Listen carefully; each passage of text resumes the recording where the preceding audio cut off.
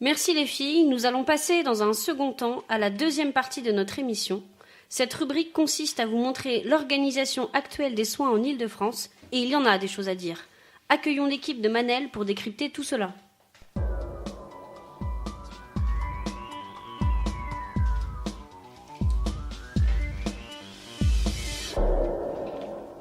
Bonjour à tous, nous allons maintenant parler des disparités dans l'organisation du système de santé francilien.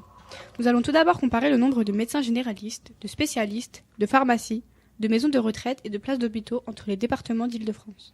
Je vais laisser la parole à nos chroniqueuses, Zora et Gia.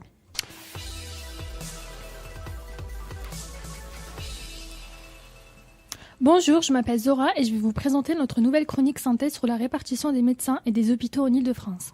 Commençons par montrer où se trouvent les médecins dans notre belle région. En Île-de-France, il y a énormément d'inégalités concernant la répartition des médecins généralistes. Le taux de médecins généralistes est par exemple plus élevé à Paris que dans les autres départements. La Seine-Saint-Denis compte 2 fois moins de médecins que le reste de l'Île-de-France. Cela n'est plus tolérable. Concernant les médecins spécialistes, le taux est 4 fois plus faible en Seine-Saint-Denis qu'à Paris. Dans 20 cantons d'Île-de-France, surtout en Seine-et-Marne, aucun médecin spécialiste n'est même présent. Intéressons-nous maintenant aux pharmacies et aux maisons de retraite qui se trouvent près de chez nous. En Île-de-France, il y a une inégalité concernant les pharmacies. Il y a beaucoup plus de pharmacies dans Paris par rapport aux villes qui se trouvent autour, comme Melun, qui n'a qu'une pharmacie pour toute la ville. Nous remarquons qu'il y a aussi beaucoup de maisons de retraite dans le département de la Seine-Saint-Denis. Elles peuvent accueillir un bon nombre d'habitants de plus de 75 ans, alors qu'à Melun, il n'y a aucun établissement pour les accueillir, ce qui n'est pas normal. Nous pouvons conclure qu'en Île-de-France, il y a beaucoup d'inégalités au niveau social et surtout au niveau de la santé. En effet, il y a des répartitions qui ne sont correctement pas faites au niveau des services de santé. Cela peut provoquer des soucis pour les personnes étant en difficulté. Merci les filles, nous allons nous demander si le système de santé est bien réparti en Île-de-France. Quels sont les espaces délaissés et ceux favorisés? Quels sont les problèmes de cette répartition? Je vais laisser la parole à Sana.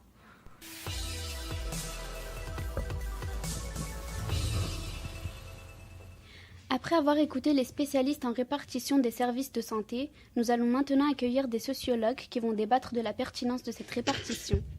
Les services de santé sont mal répartis. En effet, les systèmes de santé sont mal répartis. On peut constater qu'il y en a beaucoup en villes proches de Paris, en zone riche, mais moins vers la campagne et en zone pauvre. On remarque qu'il y a un fort problème d'inégalité socio-spatiale face à la santé.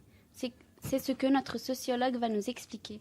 Certains habitants ont le sentiment d'être abandonnés par la société et ont une perte de confiance au niveau de l'intégration dans le système, ce qui provoque une forte mortalité car les soins ne sont pas faits à temps. Merci d'avoir écouté notre rubrique sur l'organisation du système de santé.